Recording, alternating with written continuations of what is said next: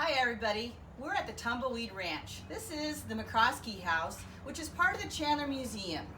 And today we're going to take a peek at what life looked like 100 years ago.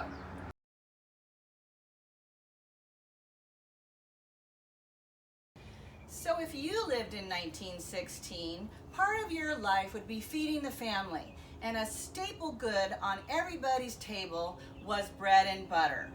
So before you even went to school and left the house, you'd have to get up at 5, 6 in the morning and go milk the cows. That was a part of life for almost every kid living on a farm in Chandler, Arizona.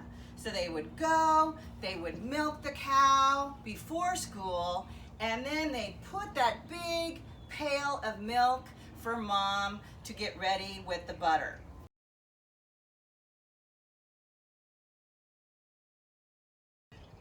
So mom actually lets that pail of milk sit, because as it sits, something interesting happens.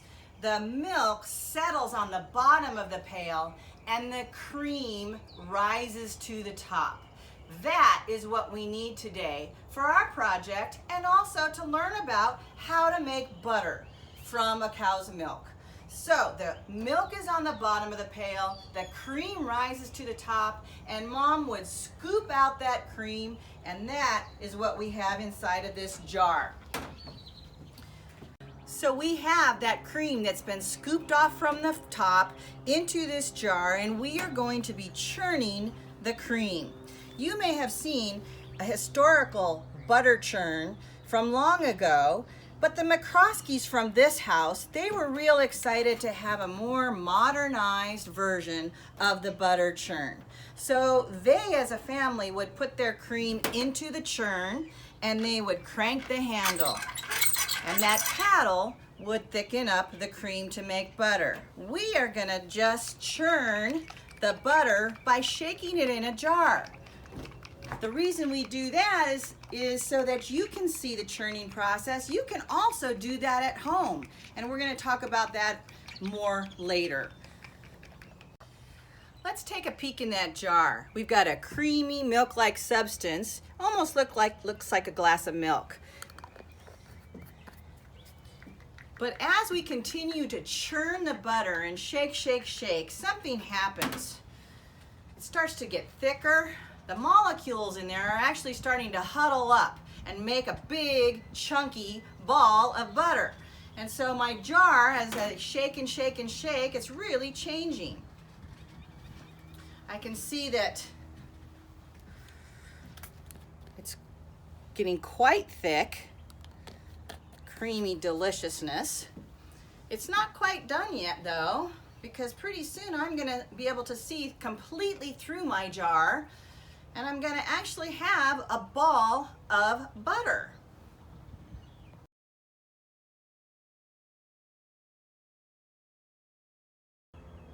Oh, look at how this butter is changing. You see how now I can completely see through that jar? I'm getting that chunk of butter deliciousness. And what I'm going to do is I'm just going to shake it just for a few more minutes. I'm literally almost done.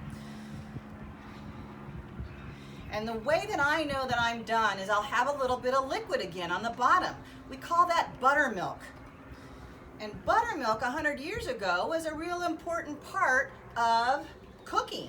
They would use that for buttermilk pancakes, buttermilk biscuits. We still have those things today, but back then they really didn't have any waste.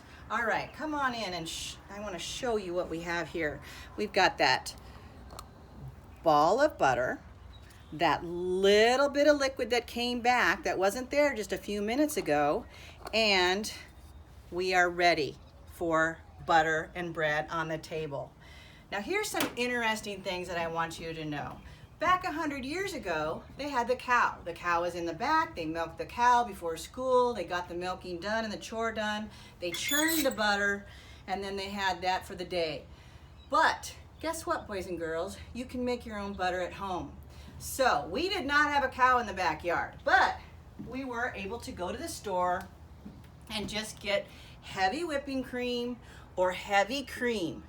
It has to be one of those, heavy whipping cream or heavy cream, not half and half, not milk. That's what's gonna get you to this point of making a butterball.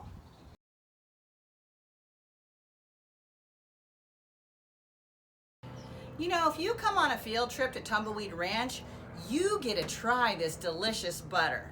It is one of the favorite things that the kids get to do here as they slather it onto a saltine and get a little nibble of this fresh homemade butter. But at home, you can also do this. You could add your own spices. You could add cinnamon and sugar. Oh, that's so delicious. Some people like to put a little bit of garlic salt or some herbs, some fresh herbs from their garden. There are so many possibilities on what you can do while you're at home today making your own butter. I'd like to hear about your ideas, so send them down to the Chandler Museum and let me know what you put in your butter.